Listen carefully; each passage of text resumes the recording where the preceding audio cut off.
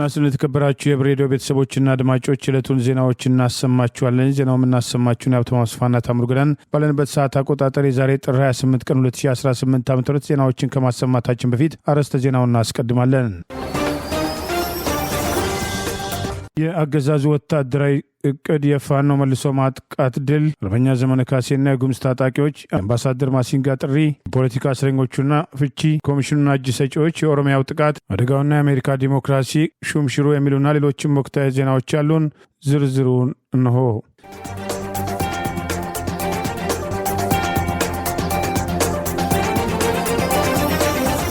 የፋኖ መሪዎችን በሚቀጥሉት ቀናት በምንወስደው ተከታታይ ልዩ ኦፕሬሽን እንደመሳለን በሚል አገዛዙ ያወጣውን ወታደራዊ እቅድ ተከትሎ ዘመቻ ለማድረግ እየተንቀሳቀሰ ነው። በምድርና በአየር ይታገዛል ባለው ልዩ ኦፕሬሽን ዋና ዋና የፋኖ መሪዎች የሚገኙባቸውን ቦታዎች የተጠናከረ መረጃ አግኝተናል በሚል ትዕዛዝ መስጠቱን ከአገዛዙ የወጣው መረጃ ይገልጻል። በምስራቅ አማራ ቀጠና ፋኖን አፍናለሁ ብሎ የተንቀሳቀሰው የጠላት ኃይል ያሰበው ሳይሳካ መቅረቱ ተገለጸ። በአማራ ሕዝብ ላይ ጦርነት ያወጀው አገዛዝ ልዩ ያለውን ወታደራዊ ኦፕሬሽን በአግባቡና በተደራጀ መንገድ ሰልጥነዋል ያላቸው ኮማንዶዎች የሚሰማሩበት የድሮን ጥቃት ሽፋን የሚሰጥበት የፋኖ መሪዎች ላይ ያነጣጠረ አዲስ ዘመቻ አደርጋለሁ በሚል በተደጋጋሚ ለልዩ ኦፕሬሽን የተዘጋጀ ያሏቸውን ኮማንዶዎች ለዚሁ ተግባር ማሰማራቱን የሚጠቅሱ መረጃዎች ወጥተዋል። የአገዛዙ ወታደራዊ አዛዦች ተመሳሳይ ዓላማ ያላቸውን ተልእኮችን ከዚህ ቀደም የሞከሩ ቢሆንም እንዳልተሳካላቸው የሚጠቅሱ ወገኖች በቅርቡ ለአገዛዙ እጃቸውን ከሰጡ ከሃዲዎች አገኘናቸው ያሏቸውን መረጃዎች ተከትሎ የፋኖ መሪዎች ይገኙባቸዋል ያሏቸውን ዝርዝር ቦታዎችን መሰረት ማድረግ የታቀደ ወታደራዊ ጥቃት በመሆኑ ፋኖና የፋኖ መሪዎች ተገቢውን ጥንቃቄ እንዲያደርጉ በአገዛዙ ወታደራዊ ተቋም ውስጥ ያሉና በወገናቸው ላይ የተከፈተውን ጦርነት የሚቃወሙ ወገኖች ባወጡት መረጃ ይፋ ሆነዋል። ይህ በእንዲህ እንዳለ ፋኖን አፍናለሁ በሚል በምሽት የተንቀሳቀሰው ኃይል ላይ የአማራ ፋኖ ብሔራዊ ንቅናቄ ምስራቅ አማራ ቀጠና ምኒልክ ዕዝ ባለሽርጡ ክፍለ ጦር የወሰደውን የመልሶ ማጥቃት እርምጃ ተከትሎ በጠላት ላይ ከፍተኛ ሰብአዊና ቁሳዊ ኪሳራ ማድረሱን አስታውቋል። የአማራ ፋኖ ብሔራዊ ንቅናቄ ምስራቅ አማራ ቀጠና ምኒልክ ዕዝ ዛሬ ጥር 28 ቀን 2018 ባወጣው በዚሁ መረጃ በእዙ ስር ያለው ምስራቅ አማራ ኮር አንድ ባለሽርጡ ክፍለ ጦር ላይ ጥቃት ለማድረስ ከጉቢሳ ወደ ኮለቦ፣ ከጭሰ አባሊማ ወደ ሊልኮ፣ ከጊራና ወደ ጉባ፣ ከመርሳ ወደ ሀብሩና ፋጂ የተንቀሳቀሰው የጠላት ኃይል ከትላንት በስቲያ ጥር 26 ቀን 2018 ከኮለቦና ሩጋ ያለው የጠላት ኃይል ስቦ በማስገባት መነዮ ቀሊና ላይ ከምሽቱ አንድ ሰዓት ተኩል ላይ ጠላት ኃይል ላይ የተናበበና የተቀናጀ ጥቃት ከፍተው ድል መቀዳጀታቸውን አስታውቋል። የባለሽርጡ ክፍለ ጦርን ሊያጠቃና የክፍለ ጦሩን ነባር ይዘታዎች ሊወርድ የመጣው የአብይ አህመድ ዙፋን አስጠባቂ ሰራዊት በአምስት አቅጣጫ ለማፈን ቢሞክርም የጠላትን የጥፋት እቅድ ቅዠት በማድረግ ስልጣን አስጠባቂው ኃይል 50ዎቹ ሲደመሱ 78 መቁሰላቸውን ከትላንት ጥር 27 ቀን 2018 ዓ.ም ንጋት 12 ሰዓት ተኩል ጀምሮ እስከዛሬ ድረስ በቆየው ውጊያ የጠላትን ከበባ ያለምንም መስዋዕትነት በአርበኛ እድሪስ ጉድሌና በሌሎች በሳል የክፍለ ጦር ወታደራዊ ጠበብቶች በመስበር በጠላት ላይ ከፍተኛ ሰብአዊና ቁሳዊ ኪሳራ ማድረስ መቻሉንም ገልጿል። አፋብን ምኒልክ ዕዝ ባወጣው በዚሁ መረጃ በዚህ አውደ ውጊያ የደረሰበትን ሽንፈት መቀበል ያቃተውና የተበሳጨው የጠላት ኃይል በደቡብ ወሎ ዞን ተለሁደሬ ወረዳ ሲልኮ የተባለ በሚጠራው ቦታ ላይ 450 የሚደርሱ ወጣቶችን፣ አርሶ አደሮችና የቀን ሰራተኞችን በማፈስ ስልጠና ሰልጥናችሁ አገራችሁን ትጠብቃላችሁ ማለት በግዳጅ ወደ ማጎሪያ ጣቢያ መውሰዱንና እነዚሁኑ ፋኖን ማረኩ ብለው የሐሰት ዶክመንተሪ ለማዘጋጀት እየተንቀሳቀሰ መሆኑን ምኒልክ ዕዝ ጠቅሷል። በየቤቱ እየገባ የግል ታጣቂ ግለሰቦችን መሳሪያ ለማስወረድ ድንገተኛ ፍተሻና ድብደባ እያካሄደ እንደሚገኝ የአገዛዙ ስልጣን አስጠባቂ ጦር የደረሰበትን ሽንፈት ለማካካስ ለሐሰተኛ ዶክመንተሪው የግል ትጥቅ እያስፈታ ለመስጠት መንቀሳቀሱ ምኒልክ ዕዝ ዛሬ ጥር 28 ቀን 2018 ባወጣው በዚሁ መረጃ ገልጿል። ይህ በእንዲህ እንዳለ የአማራ ፋኖ ብሔራዊ ንቅናቄ ቴዎድሮስ ዕዝ 206ኛ ኮር ህዝብ ግንኙነት ይፋ ባደረገው መረጃ የአገዛዙ ስልጣን አስጠባቂ ወታደሮች ከኦሮሚያ ክልል ለ8 ቀናት በመጓዝ ፋኖን መቀላቀላቸውን ዛሬ ጥር 28 ቀን 2018 ባወጣው ተጨማሪ መረጃ ገልጿል። አገዛዙ ህዝቡን እየዘረፈና እያሰቃየ መሆኑን የተረዱት ናትናኤል ማስተዋል፣ ሃይማኖት ሞላና ደረጀ መኳንንት የተባሉት የአገዛዙ ወታደሮች በዛሬው ዕለት ከኦሮሚያ ክልል ፍቼ ከሚገኘው የአገዛዙ ስልጣን አስጠባቂ 6ኛ ዕዝ 52ኛ ክፍለ ጦር 2ኛ ሬጅመንት 3ኛ ሻምበል ወጥተው የአማራ ፋኖ ብሔራዊ ንቅናቄ ቴዎድሮስ ዕዝ 206ኛ ኮር 34ኛ ክፍለ ጦርን ከነሙሉ ትጥቃቸው እንዲሁም በርካታ ጥይት ካዝናና ቦምቦችን በመያዝ መቀላቀላቸውን አስታውቋል። ወታደሮቹ አገዛዙ አማራ ላይ እያደረሰ ያለውን ዘርፈ ብዙ ጥቃት መረዳታቸውን፣ እስካሁን በተሳሳተ መንገድ መቆየታቸውን በወቀሳ አንስተው ከፋኖ ጎን ተሰልፈው ለመታገል መወሰናቸውን አስታውቋል።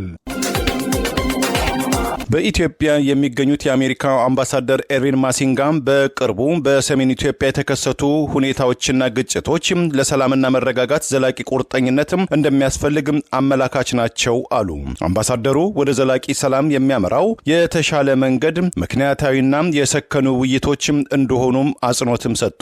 አምባሳደር ማሲንጋም በማህበራዊ ትስስር ገጻቸው ዛሬ ባሰፈሩት መጣጥፋቸው በመከላከያ ሰራዊትና በትግራይ ኃይሎች መካከል ጸለምት በተባለው አካባቢ በተፈጠረ ግጭት ያንዣበበው ውጥረት የመርገብ አዝማሚያው ማሳየቱም ተከትሎ የተሰጠም ሲሆን ውጥረቱም የኢትዮጵያ አየር መንገድ ወደ መቀሌ፣ አክሱም እና ሽረ ወደ መሳሰሉት የትግራይ ክልል ከተሞች የሚያደርጋቸውን በረራዎች እስከ ማቋረጥ ደርሶ እንደነበረም አውስተው የተባበሩት መንግስታት ድርጅት፣ የአፍሪካ ህብረትና የአውሮፓ ህብረት በየፊናቸው ባወጧቸው መግለጫዎችም ውጥረቱ እንዲረግብና ልዩነቶች በፕሪቶሪያው በተፈረመው ግጭት የማቆም የሰላም ስምምነት እንዲፈቱ በወቅቱ ግፊት ማድረጋቸው መዘገባችን ይታወሳል። ህዝባዊ ወያነ ሓርነት ትግራይ ህወሓት ባለፈው ሳምንት መጨረሻም ለአፍሪካ ህብረት ኮሚሽን ሊቀመንበር መሐመድ አሊ የሱፍ በጻፈው ደብዳቤ በትግራይ ክልልና በፌዴራል መንግስቱ መካከል ያሉ ልዩነቶችን በንግግር ለመፍታት ዝግጁ እንደሆነ አቋሙን አሳውቋል። የሰሞኑ ግጭትም በተመለከተ በፌዴራል መንግስቱ በኩል እስካሁን በይፋ የተገለጸ መግለጫ ባይኖርም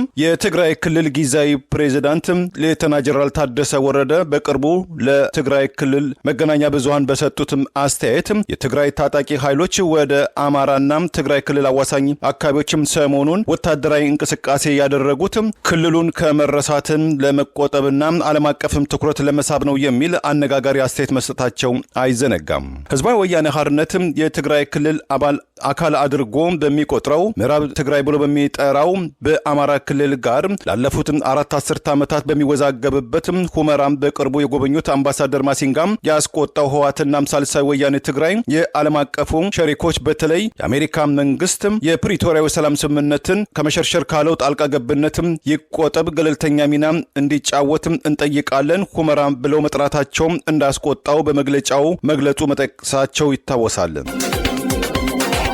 አርበኛ ዘመነ ካሴ ከጉምዝ ታጣቂዎች ጋር ያደረገውን ውይይት ተከትሎ እስከ 4 ዓመት ድረስ ታግተው የነበሩ 10 ሴቶችን ማስለቀቁ ተገለጸ። የአማራ ፋኖ ብሔራዊ ንቅናቄ ሊቀመንበር አርበኛ ዘመነ ካሴ ከጉምዝ ታጣቂዎች ጋር በተሳተፈበት ውይይት ለዓመታት በታጣቂዎች ታግተው የነበሩ ሴቶችን ማስለቀቅ መቻሉን ንቅናቄው ዛሬ ጥር 28 ቀን 2018 ይፋ ባደረገው መረጃ ገልጿል። በመተከል ቀጠና በተለያዩ ጊዜያት በነበሩ አገዛዙ በፈጠራቸው ግጭቶች ምክንያት በርካታ አማራዎች ሲፈናቀሉ፣ ሲጨፈጨፉ ና ሲታገቱ የቆዩ መሆኑን ያስታወሰው የንቅናቄው መረጃ ሊቀመንበሩ አርበኛ ዘመነ ካሴ በቀጠናው ካሉ ታጣቂዎች ጋር ያደረገውን ውይይት መሰረት አድርጎ በባለፉት ዓመታት በተከታታይ በተከሰቱ በእነዚህ ግጭቶች አጋጣሚ እስከ 4 ዓመታት ድረስ ታግተው የቆዩ 10 ያህል ሴቶች ወጣቶችን ለማስለቀቅ መቻሉንም ገልጿል። በፎቶግራፍ ተደግፈው በወጣው በዚሁ መረጃ በቀጠናው ከሚንቀሳቀሱ የታጠቁ ኃይሎች ጋር ቀናትን የወሰደ ውይይት ያደረገው የንቅናቄው ሊቀመንበር አርበኛ ዘመነ ካሴ እህቶቻችንን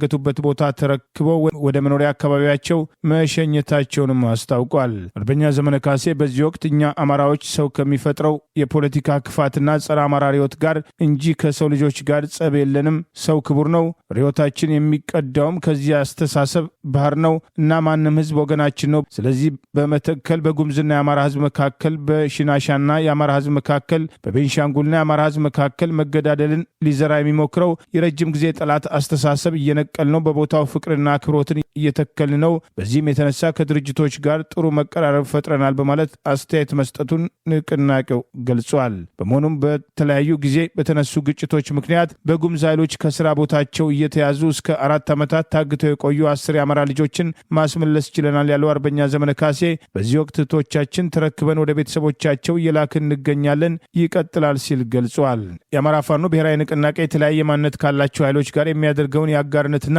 የትብብር ስራ አጠናክሮ እንደሚቀጥል የገለጸው ይኸው መረጃ በዚህ ረገድ ድርጅታችን በኢትዮጵያ ህልውና፣ በህዝቦች አብሮነትና በአገዛዙ የጋራ ጠላትነት ላይ የተመሰረቱ ተጨባጭ ስራዎችን አጠናክሮ የሚሰራ ይሆናል ሲል ገልጿል። የአማራ ህዝብ የሰላም፣ የአንድነት፣ የአብሮነት እሴቶችን በሚያጎለብት መንገድ በሁሉም ማዕዘናት ለሚኖረው ህዝባችን ደህንነት አስፈላጊውን ሁሉ ማድረጋችን እንቀጥላለን በማለት የአማራ ፋኖ ብሔራዊ ንቅናቄ ዛሬ ጥር 28 ቀን 2018 ባወጣው በዚሁ መረጃ ገልጿል። ይህ በእንዲህ እንዳለ አብይ አህመድ ስልጣን ላይ ከወጣ ወዲህ የአማራ ብሔር ተወላጅ የሆኑ የደንቢዶሎ ዩኒቨርሲቲ ተማሪዎች ከደንቢዶሎ ዩኒቨርሲቲ ማንነት ተኮር ጥቃት ለመከላከል ከአካባቢው መውጣታቸውን ተከትሎ ከተሳፈሩበት አውቶቡስ ላይ በማስወረድ ከ6 ዓመታት በፊት ታግተው ከተወሰዱ በኋላ ዛሬም ድረስ የደረሱበት የማይታወቅ ሲሆን የቀድሞ የጠቅላይ ሚኒስትሩ ጽህፈት ቤት ኃላፊ አቶ ንጉሱ ጥላሁን በአደባባይ አግኝተናቸዋል፣ የታገቱትን አስለቅቀናል የሚል ሐሰተኛ መረጃና መግለጫ እስከ መስጠትና ከህዝብ በወቅቱ ይነሱ የነበሩ ተቃውሞዎችን ለማዳፈን የሞከሩ ቢሆንም ብዙ ሳይቆዩ ከስልጣን የተነሱ ቢሆንም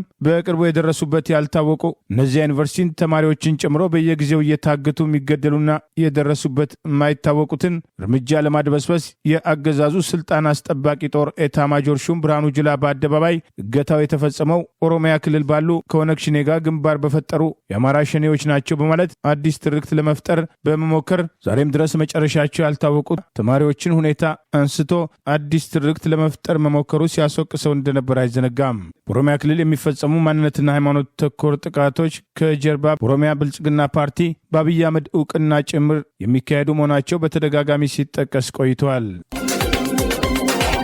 በትግራይ ክልል የሚገኙ የሃይማኖትና የሲቪል ማህበራትም ተቋማት በክልሉ በተለያዩ አካባቢዎች የሚታዩ የውስጥ ግጭቶች በአስቸኳይ እንዲቆሙ፣ ልዩነቶች በውይይትም እንዲፈቱ ሲሉ ዳግም ጥሪ አቀረቡ። ተቋማቱ በደቡብ ትግራይ በኩል መጠነኛ የመረጋጋት ምልክቶች ቢታዩም በሌሎችም አካባቢዎች ግጭቶች በመቀጠላቸው ተፋላሚ ወገኖችም ግጭቱን አቁመው ወደ እርቅም እንዲመጡ ሲሉም አሳስበዋል። ራሱን ከእናት ቤተክርስቲያን ከኢትዮጵያ ኦርቶዶክስ ተዋሕዶ ቤተክርስቲያን በፈረንጆቹ 2021 በመነጠል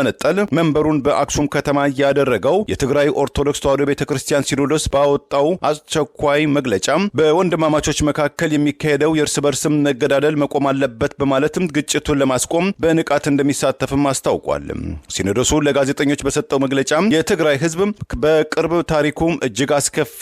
ለሆነ ቀውስ በተጋለጠበት በዚህ ወቅት የውስጥ ጥቃቶችን ለማስቆም የእርስ በርስም መግባባትና እርቅ እንዲሰፍን እንዲሰራም ገልጿል። ለዚህም ከሰባቱም የትግራይ ሀገረ ስብከትም የተውጣጡ አምስት አባላት ያሉት የእርቅ ኮሚቴ መቋቋሙንም ሲኖዶሱም አስታውቋል። በተመሳሳይ የትግራይ ፐብሊክም ዲፕሎማሲ ፎረም ጦርነቱ ይቁም፣ ወደ ውይይትም እንመለስ በሚል ባወጣው አስቸኳይ መግለጫ በጥር 27 2018 ዓ.ም ያቀረበውን ጥሪ በማስታወስ ወገኖች ልዩነታቸውን በኃይል ከመፍታት ይልቅ በውይይትም እንዲፈቱ ሲል በድጋሚም አሳስበዋል። ፎረሙ መጠነኛ የመሻሻል ምልክቶች ቢታዩም አሁን በትግራይ የተለያዩ አካባቢዎች በተለይ በደቡብ በኩል ከአንድ ማህፀን በወጡ ወንድማማቾች መካከል የግጭት ሪፖርቶች እየደረሱት መሆኑን ገልጾ ድርጊቱ አላስፈላጊና እጅግ አውዳሚ ነው ሲልም አስጠንቅቋል። በማከልም በአስቸኳይ ተኩስ አቁም እንዲደረግ ወገኖች ለድርድር እንዲዘጋጁ የጠየቀው ሲሆን የሃይማኖት አባቶች፣ የሀገር ሽማግሌዎችና የሲቪል ማህበራትም ተፋላሚዎችን ወደ ድርድር ጠረጴዛ ለማምጣትም ጥረታቸውን እንዲቀጥሉም ሲል ጥሪ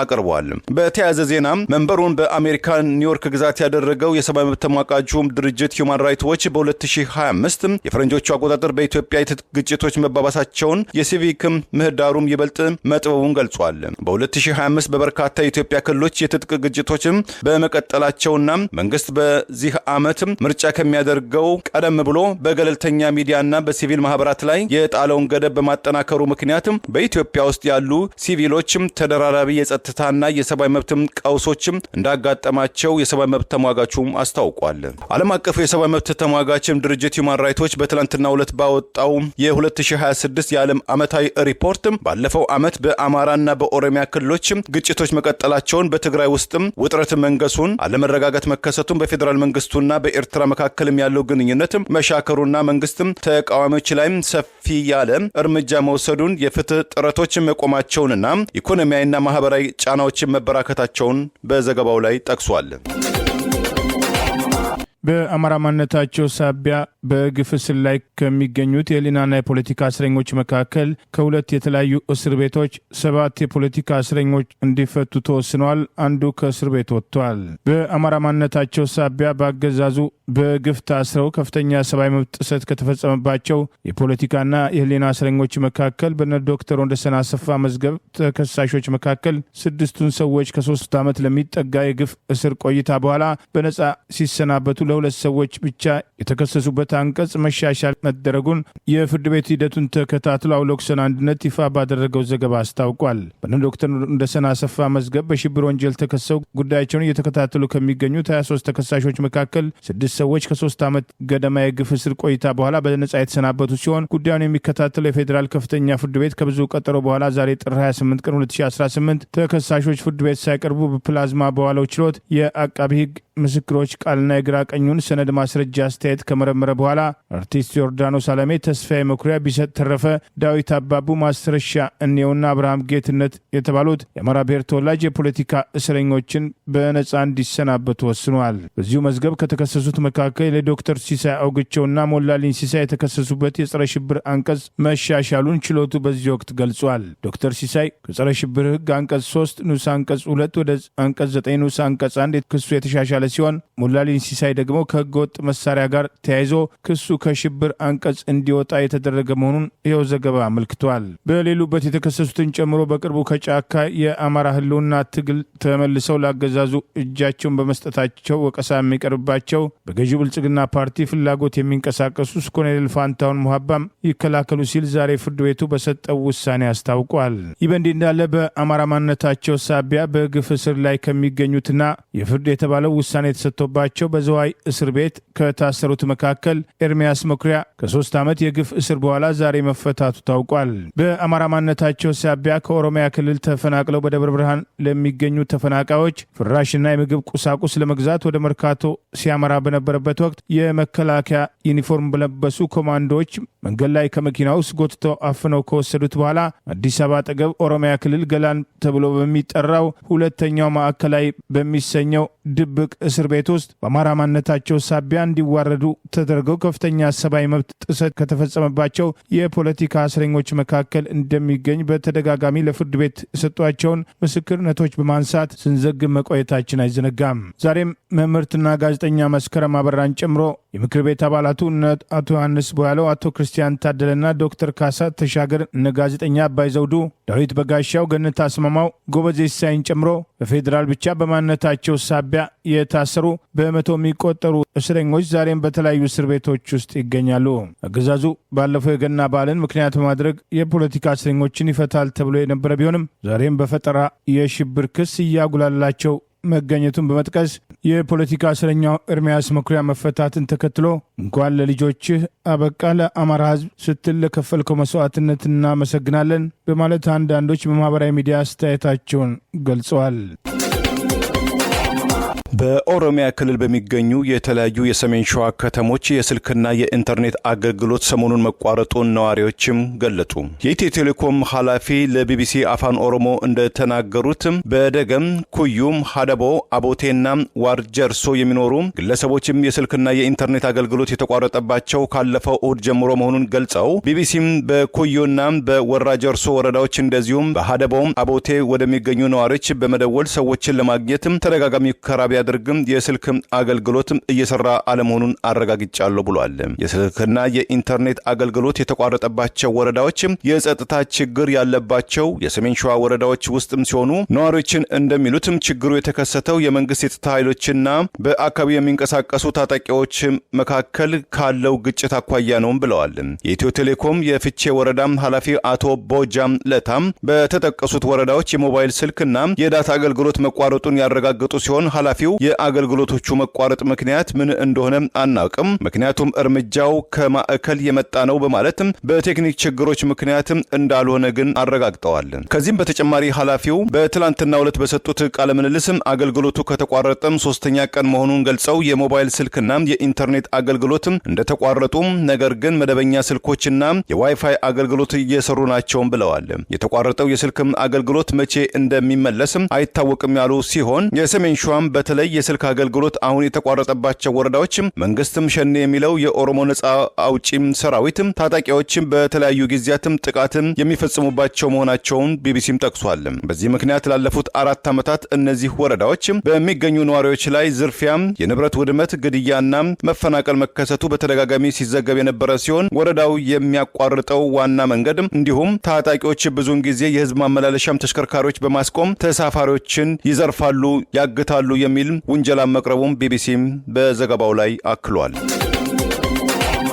የቀድሞ ውጭ ጉዳይ ሚኒስትርና የጠቅላይ ሚኒስትር የደህንነት አማካሪ አቶ ገዱ አንዳርጋቸው ለአብይ አህመድ በቀጥታ የሰጡት ምላሽ መነጋገሪያ ሆኗል። በፓርላማ ስማቸው ተጠቅሶ ለክራቸው ሲሉ ይመስክሩ የተባሉት አቶ ገዱ አንዳርጋቸው እኔ የማውቀው ሀቅ ከዚህ የተለየ በመሆኑ በዚህ ረገድ ጥሩ ምስክር ልሆንልዎት አልችልም፣ እንደ እርስዎ ከእውነት ጋር የተጣላ ሌላ ምስክር ቢፈልጉ ይሻልዎታል የሚል ምላሽ ሰጥተዋል። የቀድሞ የውጭ ጉዳይ ሚኒስትር በኋላም የጠቅላይ ሚኒስትሩ የደህንነት አማካሪና በአማራ ህዝብ ላይ አብይ አገዛዝ የከፈተውን ጦርነት ተከትሎ በፓርላማ አስቸኳይ ጊዜ አዋጅ ለማራዘም በተጠራው ስብሰባ ላይ ግልጽ ተቃውሟቸውን በማቅረብ በአገሪቱ የእርስ በርስ ጦርነት እየፈለፈለ የሚገኘው በአብይ አህመድ የሚመራው ብልጽግና ፓርቲ በመሆኑ ጦርነት እንደማያስፈልግና በጦር ኃይል የህዝብን ጥያቄ ማፈን እንደማይቻል ተቃውሞ በጊዜው ያቀረቡት አቶ ገዱ አንዳርጋቸውን ሰሞኑን በፓርላማ ለአማራና ለትግራይ ህዝብ ተቆርቋሪ በመምሰል አብይ አህመድ የሰጣቸው ገለጻዎችና በዚሁ ገለጻ ላይ በተለይ ከኤርትራ መንግስት ጋር የተጣላው ለትግራይ ህዝብ ተቆርቁሮ በትግራይ ህዝብ ላይ በደረሰው ጥፋት መሆኑን ለዚህም አቶ ገዱ አንዳርጋቸው ለክራቸው ሲሉ መመስከር ይችላሉ የሚለውን ተከትሎ ሰፋ ያለ ምላሽ ሰጥተው መነጋገሪያ ሆነዋል። አብይ አህመድ በጦርነቱ ወቅትና በጦርነቱ በኋላ የነበረውን አመለካከትና የኤርትራ ወታደሮች ከትግራይ አልፎ እስከ ደብረ ታቦር ድረስ በጋራ ዘመቻ ማካሄዳቸውን በመጥቀስ ለዚህም የሱ የተሟላ ፈቃድ የነበረበትን ሁኔታ በማንሳት በደብዳቤያቸው በዝርዝር አስቀምጠዋል። የኤርትራና የኢትዮጵያን ግንኙነት የሚመለከቱ ጉዳዮች አስተያየት ለመስጠት ፍላጎት እንደሌላቸው የጠቀሱት አቶ ገዱ ምክንያቱም የእነዚህ ሁለት እህትማማች አገሮች የግንኙነት ታሪክ በአብዛኛው በቁርሾ የተሞላ በመሆኑ በጥንቃቄና ኃላፊነት በተሞላበት መንገድ ሊያዝ ይገባዋል የሚል እምነት ስላለኝ የማውቀውን ጉዳይ በመሰለኝ መንገድ ላለመናገር ወስኜ ነበር በማለት በጦርነቱ ወቅት ጠቅላይ ሚኒስትሩ ያራመዱትን አቋም ጭምር በተጠሩበት ምስክር ገልጸዋል። ከትግራይ ጋር ጦርነት በነበረበት ወቅት ህወሓትን ብቻ ሳይሆን የትግራይ ህዝብን ለመጉዳት የነበራቸውን ዓላማ በስብሰባ ላይ ያነሱትን ቀና ሀሳብ መሰረት አድርጎ ለብቻ በመጥራት ጭምር ጠቅላይ ሚኒስትሩ የትግራይን ህዝብ ለማድቀቅ እንዳይነሳ ለማድረግ ያላቸውን ብርቱ ፍላጎት ጭምር መናገራቸውን አቶ ገዱ በዚሁ ደብዳቤ ምስክርነታቸውን ሰጥተዋል። አቶ ገዱ የጠቅላይ ሚኒስትሩን ቅጥፈት ባጋለጡበት ረዘም ያለ ደብዳቤ እኔ ከውጭ ጉዳይ ሚኒስትርነት የተነሳሁት የትግራይ ጦርነት በተጀመረ ማግስት ማለትም ጥቅምት 25 ቀን 2018 ጀምሮ ነው። መቼም ይህንን ጉዳይ ይዘነጉታል ተብሎ አይጠረጠርም። አሁን ሌላ በህዝብና በአገር ላይ ለመፈጸም የሚያውጠነጥኑትን የጥፋት አሻጥር ኖሮ ለማምታታት የሚጠቀሙበት ነገር ከሌለ በስተቀር የኔ የውጭ ጉዳይ ሚኒስትርነትና ወደ ኤርትራ መሄድ የማይገናኙ ጉዳዮች ናቸው ሲሉ ኤርትራ የሄዱበትና የተላኩበትም ከስልጣናቸው ከተነሱ በኋላ መሆኑን አስታውቀዋል። አብይ አህመድ ውጭ ጉዳይ ሚኒስትር ገዱ አንዳርጋቸውን ወደ ኤርትራ ልክ ያለው በማለት የሰጡት ሐሰት ሲሆን ከውጭ ጉዳይ ሚኒስትርነት ከተነሱ በኋላ ከአንድ ውጭ ጉዳይ ሚኒስትር ባለስልጣን ጋር ወደ ኤርትራ በመሄድ በቀጥታ ለፕሬዚዳንት ኢሳያስ አፈወርቂ በአብይ አህመድ ተጽፎ የተላከው መልእክት በወያኔ ላይ በጋራ በወሰድነው የተቀናጀ ኦፕሬሽን ለድል በመብቃታችን እንኳን ደስ አለ የደስታ መግለጫ ለፕሬዚዳንቱ ማስተላለፍ የኢትዮጵያ መከላከያ ሰራዊት አካል የሆነው የሰሜን እዝ ጥቃት በደረሰበት ወቅት ሰራዊቱን ተቀብለው ላደረጉት እንክብካቤና ኋላም ለመልሶ ማጥቃት እንዲዘጋጅ ላደረጉልን ወንድማዊ ድጋፍ ለኤርትራ መንግስትና ህዝብ ምስጋና ማቅረብ፣ በሶስተኛ ደረጃ አንዳንድ የወያኔ ደጋፊዎችና የኢትዮጵያና የኤርትራ መልካም ግንኙነት የማይፈልጉ የውጭ ኃይሎች በተለያዩ ዓለም አቀፍ ድርጅቶችና ሚዲያዎች አማካኝነት ከሰብአዊ መብት ጥሰት ጋር በተያያዘ ሰፊ የስም ማጥፋት ዘመቻ ከፍተውብናል። ይህ ነገር ውሎ አድሮ ሁለታችንም ላይ ጣጣ ሊያመጣ ስለሚችል የጋራ ጥንቃቄ ልናደርግ ይገባል የሚሉ መልእክቶችን የያዙ እንደነበር አቶ ገዱ አጋልጠዋል። ሰሞኑን ለአማራ ህዝብና ለትግራይ ህዝብ ተቆርቋሪ በመምሰል ከኤርትራ ህዝብ ጋር ግጭት ውስጥ የገባው በተለይ በትግራይ ህዝብ ላይ በደረሰው ጥፋት መሆኑን ህወሓት ወደ አማራ ክልል ጦርነቱ ተጎትቶ ከመጣ በኋላ ያደረሰውን ጥፋት በወቀሳ በማንሳት ዛሬም በህዝብ ላይ የሚያደርሱትን ጭፍጨፋ የማይጣጣምና በሴራ የተበተበ ራሳቸውን ከተጠያቂነት ለማዳን የወጠኑት ቢሆንም የማይሳካላቸው መሆኑ ሰሞኑን በተቃውሞ ሲነሳ ቆይተዋል። አቶ ገዱ አንዳርጋቸው የጠቅላይ ሚኒስትሩን ቅጥፈት ባጋለጡበት በዚህ ሰፋ ያለ ደብዳቤ ከትግራይ ጦርነት ጋር ተያይዞ በህዝብ ላይ የደረሰውን ከፍተኛ ጉዳት በተመለከተ ለእርሶ ጥሩ ምስክር ሊሆንልዎት አልችልም፣ እንደ እርሶ ከእውነት ጋር የተጣላ ሌላ ምስክር ቢፈልጉ ይሻልዎታል በማለት አቶ ገዱ ከኤርትራ መልስ ከፕሬዚዳንት ኢሳያስ ጋር ያደረጉትን ውይይት በተመለከተ አዲስ አበባ በደረሱ በማግስቱ ስልክ ደውለው ከፕሬዚዳንት ኢሳያስ ጋር ስለነበረው በጎ ውይይትና የሰብአዊ መብት ክሱን በተመለከተ ሁላችንም አስፈላጊውን ጥንቃቄ ማድረግ አለብን ማለታቸውን ሪፖርት አቅርቤ ያለው የስልክ ንግግራችን ተቋጨ፣ እኔ የማውቀው እውነታዊ ነው በማለት ከኤርትራ መንግስት ጋር ለትግራይ ተቆርቁሬ ተጣላ የሚለውን ለዚህም አቶ ገዱን ዋቢ ያደረገው ምስክርነት የጠቅላይ ሚኒስትሩ ውሸት መሆኑን ሰፋ ባለ ደብዳቤያቸው በግልጽ አጋልጠዋል።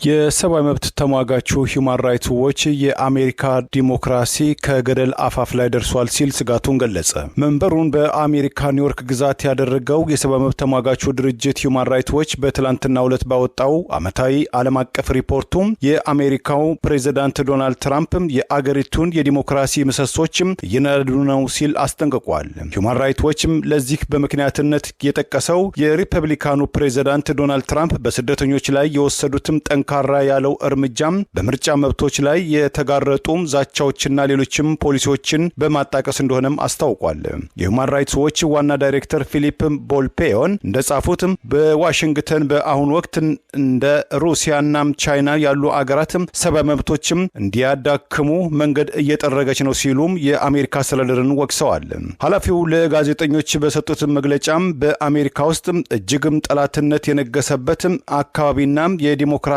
ጥረትም በከፍተኛ ፍጥነትም እየቀነሰም እያሽቆለቆለ ነው ሲሉም ስጋታቸውንም አክለዋል። በተጨማሪም በሪፖርቱ ላይ እንደገለጹት የፕሬዝዳንት ዶናልድ ትራምፕ አስተዳደር በዘረኝነት ላይ በተመሰረቱ አመለካከቶች ላይ የሚደገፍና ከነጭ ብሔርተኞች ወይም ዋይት ናሽናሊስት አስተሳሰብ ጋር የሚገጣጠም ፖሊሲዎችን፣ ንግግሮችን የሚያራምድ ነው ሲሉም ኮንነውታል። በሪፖርታቸው ላይም በከፍተኛ ሁኔታም ከተቿቸው መካከል በስደተኞች ጥገኝነትም ጥያቄዎች ላይ የፕሬዝዳንት ትራምፕ አስተዳደር የሚፈጽመው አዋራጅ ያሉትን አያያዝ፣ በሚኒያፖሊስ የተፈጸሙ የሁለት አሜሪካውያን ዜጎችን ግድያ፣ በመቶች የሚቆጠሩ ስደተኞች በአሰቃቂ ሁኔታ ወደሚታወቀው የኤልሳልቫዶር ሜጋ እስር ቤት መጋዛቸውን በዋቢነትም ጠቅሰዋል።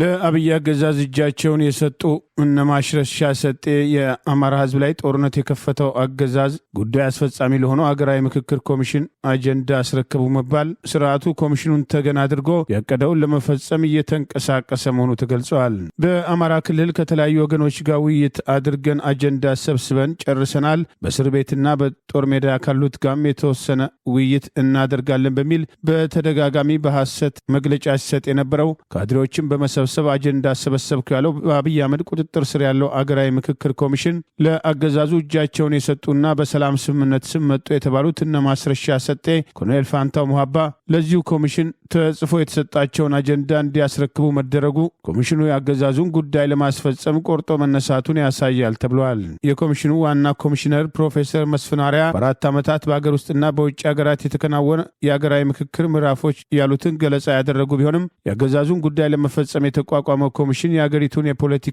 ችግሮች በነጻና ገለልተኛ ውይይቶች አጀንዳ መሰብሰብ የማይችልበት፣ ይህኑ ማስፈጸም የማይችልና የኦሮሞ ብልጽግና ፓርቲ ጉዳይ አስፈጻሚ ሆነው ገዢው ብልጽግና ፓርቲ ታዛዥና ታማኝ ተቋም በመሆኑ በአገሪቱ ሰላምና መረጋጋት ለማምጣት የሀገራዊ ምክክር ኮሚሽን የሚጫወተው ሚና እንደሌለና በሀገራዊ ምክክር ስም አገዛዙ ስልጣኑን ለማስቀጠል እየወሰደ ያለውን እርምጃ ተልዕኮ መወጣቱ እየተገለጸ ባለበት በዚህ ወቅት ለአገዛዙ ሰሞኑን እጃቸውን መስጠታቸውን ተከትሎ በአደባባይ ስምምነት አድርገው መጡ የተባሉት እነ ማስረሻ ሰጤ፣ ኮሎኔል ፋንታው ሙሃባ የአማራ ሕዝብ ያሉትን አጀንዳ ተጽፎ የተሰጣቸውን ለዚሁ ኮሚሽን አስረክበዋል። በጫካ የነበሩ ታጣቂዎች ለኮሚሽኑ ያቀረቡት አጀንዳ ቀሪ በጫካ ለሚገኙ ታጣቂዎች ትምህርት ይሆናል ያለው ዛሬም ድረስ ጥያቄ የሚነሳበት የጠቅላይ ሚኒስትሩን የዶክትሬት ዲግሪ የተዘረፈ ጥናት መሰረት ያደረገ መረጃን እንዳላየ በመሆን ያረጋገጡትና ፓርላማው ከህዝብ ጥቆማ ሰበሰብ ካላቸው የኮሚሽን አባላት መካከል ያልነበሩት የኮሚሽኑ ሌላው ኮሚሽነር የቀድሞ አዲስ አበባ ዩኒቨርሲቲ መምህር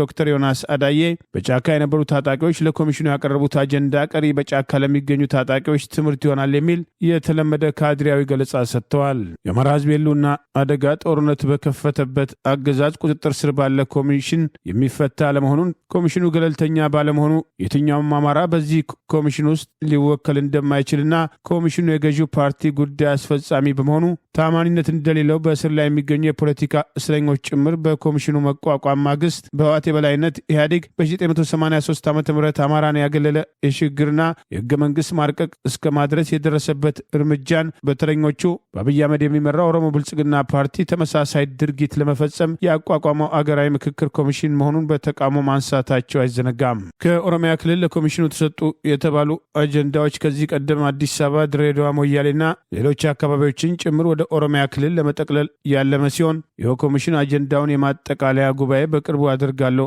ብሎ የተሰጠው 3 ዓመት የሥራ ጊዜ ተጠናቆ ወደ 1 ዓመት ተጨምሮለትም ያለ ገለልተኝነት ተልእኮውን ለመፈጸም መንቀሳቀሱ ሲያስወቅሰው ቆይተዋል።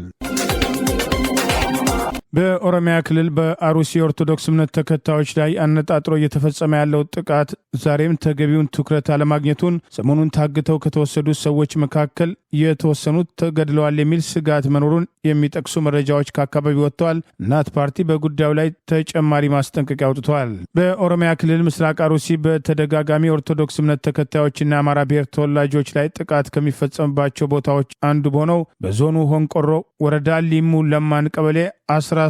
የጎረዮ እግዚአብሔር አብን የኢትዮጵያ ኦርቶዶክስ ተዋሕዶ ቤተክርስቲያን ምዕመናን ጥር 24 ቀን 2018 ታግተው ከተወሰዱ በኋላ ከመካከላቸው አንድ የተለቀቀ ቢሆንም የቀሩት ያሉበትን ሁኔታ እንደማይታወቅና የተወሰኑት መገደላቸውን የሚጠቅሱ መረጃዎች ወጥተዋል። እናት ፓርቲ በጉዳዩ ላይ በአካባቢው ያለው ሁኔታ አለመለወጡን፣ ለጉዳዩ ትኩረት አለመሰጠቱን ጭምር በወቀሳ አንስተዋል። ከታገቱት ሰዎች መካከል አንድ ሰው መለቀቁ አስቀድሞ የታወቀ ሲሆን ከታጋቾቹ መካከል አንዱ ሕፃን ሲሆን አባቱን ፈልገው የመጡት ታጣቂዎች አባቱን ሲያጡ ሕፃኑን ጭምር ከሌሎች ታጋቾች ጋር ይዘው መሄዳቸው ተገልጿል። እዚያው ምዕራብ አርሲ ጉና ወረዳ አስኮ ከ3 ቀን በፊት ጥር 25 ቀን 2018 ዓ.ም የተገደሉ ሰዎች መኖራቸው የተገለጸ ሲሆን ታግተው ከተወሰዱት መካከል የተወሰኑት ሳይገሏቸው አይቀርም በሚል ዛሬ በስፋት እየተወራ ሲሆን ለቤተ ክርስቲያንና ለመንግስት ባለስልጣናት ከአካባቢው ምዕመናንና የሃይማኖት አባቶች አቤት ያሉ ቢሆንም ያገኙት ውጤት እንደሌለ ገልጸዋል። በዚያው ምስራቅ አርሲ መርቲ ወረዳ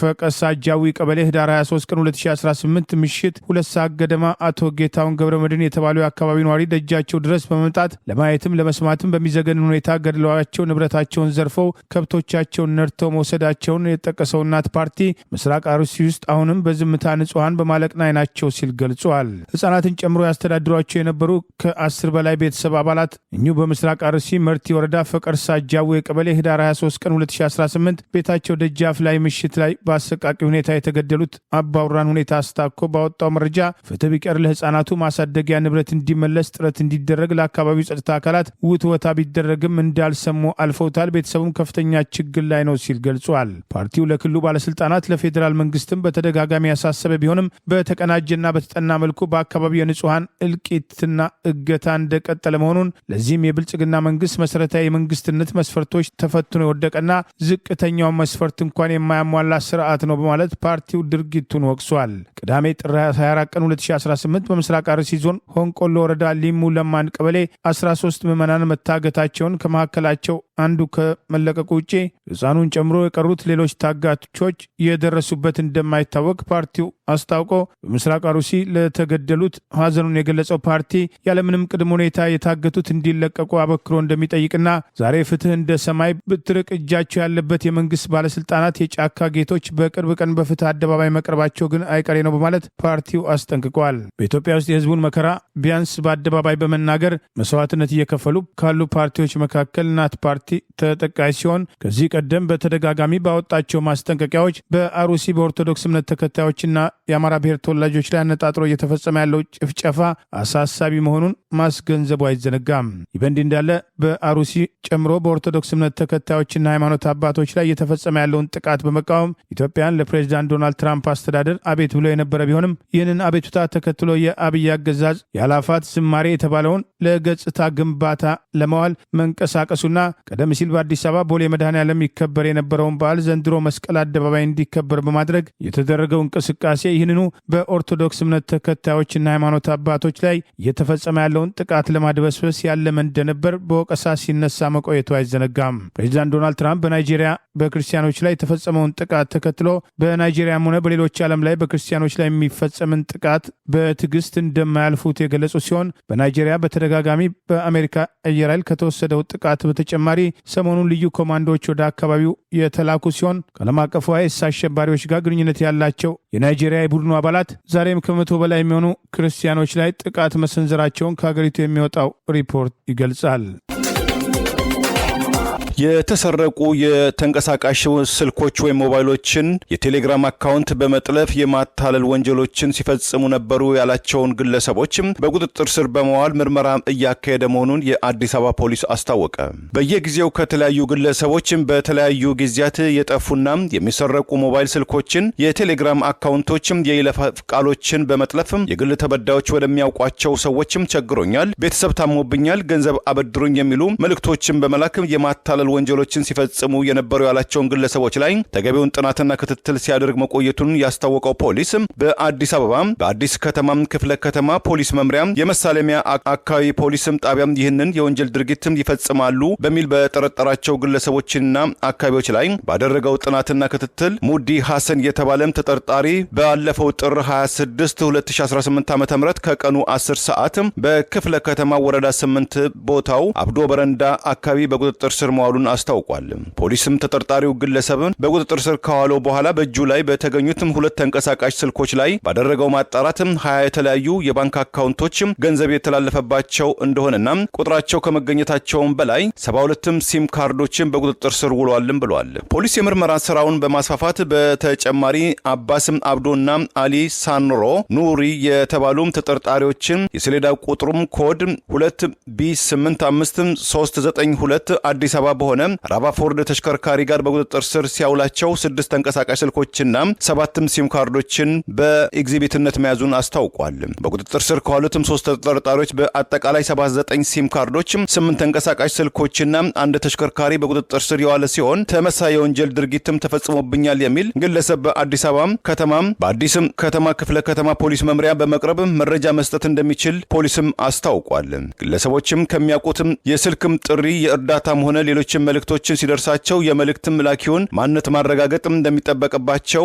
ፖሊስም አስታውቋል። ከዚሁ የሞባይል ስልክና ማህበራዊ ትስስር ገጽ መጠለፍ ጋርም በተያያዘ በርካታም ኢትዮጵያን ዲያስፖራዎችን ተመሳሳይ ችግር እንደገጠማቸው በእነርሱ ስም ከሚያውቋቸው ሰዎች ወይም ኮንታክት ሊስታቸው ገንዘብ እንደሚጠየቅባቸው ተገቢ ያልሆኑ መረጃዎችም እንደሚተላለፉ በቅሬታም ሲገልጹ መቆየታቸውን ለማወቅ ተችሏል። በተያያዘም የወንጀል ነክ ዜና በድሬዳዋ ከተማ ውስጥ በማደንዘዣ ዝርፊያም ሲፈጽሙ የነበሩ ያላቸውን ግለሰቦች በቁጥጥር ስር መዋሉን ፖሊስም አስታወቀ። በድሬዳዋ ከተማ የተለያዩ ቦታዎች ውስጥ ረቂቅ በሆነ የማደንዘዣ ዘዴዎች በመጠቀም የዜጎችን ንብረት ሲዘርፉ የነበሩ የተደራጁ ያላቸውን ዘራፊ ቡድኖችን አባላት በቁጥጥር ስር መዋላቸውን የድሬዳዋ ፖሊስም ጠቅላይ መምሪያ አስታውቋል። በድሬዳዋ ፖሊስም ጠቅላይ መምሪያ የወንጀል ምርመራ ዘርፍ የታክቲክ ምርመራ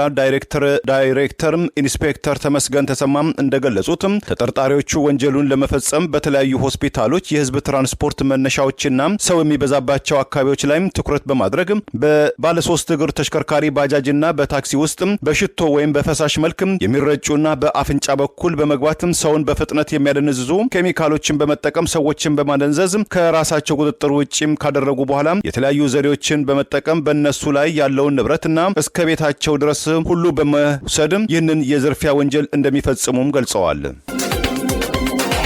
የደቡብ ሱዳኑ ፕሬዝዳንት ሳልቫኪር ባለስልጣናትን በመሾምና ወዲያውኑ በመሻር በአፍሪካ አህጉር ውስጥ ወደር የለሽ መሪም ተባሉ። ፕሬዝዳንቱ የሞቱ ባለስልጣንን መሾማቸው የባህልና የሞራል ጥያቄም አስነሳባቸው። የደቡብ ሱዳኑ ፕሬዝዳንት ሳልቫኪር ባለፈው ዓመት ከየካቲት 2025 እስከዚህ ዓመት የካቲት ወር ባሉት 12 ወራት ውስጥ ከ37 በላይ ከፍተኛ የመንግስት ባለስልጣናትን፣ የካቢኔ ኃላፊዎችን፣ ሚኒስትሮችን በማባረር በአፍሪካ አህጉር ውስጥ ወደር የለሽ አምባገነን መሪ አሰኝቷቸዋል። ፕሬዝዳንት ሳልቫኪር ባለፉት 8 ወራት ውስጥ ብቻ 8 የብሔራዊ ባንክ ኃላፊዎችን ከስልጣን ያሰናበቱ ሲሆን አንዱ ባለስልጣን በስልጣን ኃላፊነታቸው የቆዩት 2 ወራት ብቻ መሆኑም ታውቋል። ፕሬዝዳንት ሳልቫኪር ምሽት ላይ በሚያወጡት መግለጫ ለስልጣን ምቹ አይደሉም ያሏቸውን ኃላፊዎች የማባረር ልምድ እንዳላቸውም ተመልክቷል። የከፍተኛ ኃላፊዎችን በማባረር በሁለተኛ ደረጃም የተጠቀሱት የቱኒዚያው ፕሬዝዳንት ካሲም ሳኢድ ሲሆኑ በአንድ ጊዜ 19 ሚኒስትሮቻቸውን ጠራርገው ባለፈው ዓመት ጠቅላይ ሚኒስትራቸውን ማሰናበታቸው በአብዛኛው ጠቅላይ ሚኒስትሮችንና የካቢኔት አባላቶችን የማፈናቀል ተጠቂ ማድረጋቸውም ታውቋል። በሶስተኛ ደረጃም የተጠቀሱት የዲሞክራቲክ ሪፐብሊክ ኮንጎ ፕሬዝዳንት ፌሊክስ ታሲካዲኒ ሲሆኑ ባለፈው ዓመት ነሐሴ ወር ላይ 54 የካቢኔት አባሎቻቸውን ማባረራቸው ተገልጿል። የደቡብ ሱዳኑ ፕሬዝዳንት ሳልቫኪር በዚህ ዓመት ከምርጫ ጋር ተያይዞ በከፍተኛ ኃላፊነት የሾሟቸው ስቲዋርድ ሳርቤሮ የተባሉ ባለስልጣን ከሞቱ 5 ዓመታት ያለፈ መሆኑ ተከትሎ ቤተሰቦቻቸው የሞራልና የባህል ዝቅጠትም ተነስተዋል በማለትም ለዚህም ተገቢውን ካሳም ሊከፈለን ይገባል በማለትም ይህ አይነቱም ቅጥ አምባር የጠፋው አሿሿም የባህልና የሞራል ጥሰትም አስከትሎብናል በማለትም ቅሬታቸውን አሰምተዋል። ከሞቱ 5 ዓመት ያስቆጠሩት ስቲዋርድ ስማቸው ተነስቶ ለከፍተኛ ሹመት መብቃታቸው በበርካታ ደቡብ ሱዳናውያን ዘንድ አግራሞት ተግዳሮትን መፍጠሩም ለቤተሰቦቻቸው ግን የሞራል ስብራት ማስከተሉም ተመልክቷል። ለዛሬ ያሉን ዜናዎች እነዚህ ናቸው። ዜናውን ስታደምጡ ለቆያቸው የህብር ሬዲዮ ቤተሰቦችና አድማጮች ምስጋናችን ድረሳችሁ። የህብር ሬዲዮ ኦፊሻል ዩቲዩብ ቻናላችንን ሰብስክራይብ ያላደረጋችሁ ሰብስክራይብ በማድረግ በተጨማሪም የደውል ምልክቱን በመጫን የህብር ሬዲዮ ቤተሰብ እንድትቀላቀሉ በአክብሮት እንጋብዛለን። እንደ ወትሮ ሁሉ የህብር ሬዲዮ ቤተሰቦች ፕሮግራሞቻችንን ላይክ በማድረግ ሼር በማድረግ አስተያየቶቻችሁን በመስጠት አብሮነታችሁን እንድትገልጹ በአክብሮት እንጠይቃለን። በድጋሚ እናመሰግናለን። ጤና ይስጥልን። ቸር እንቆይ።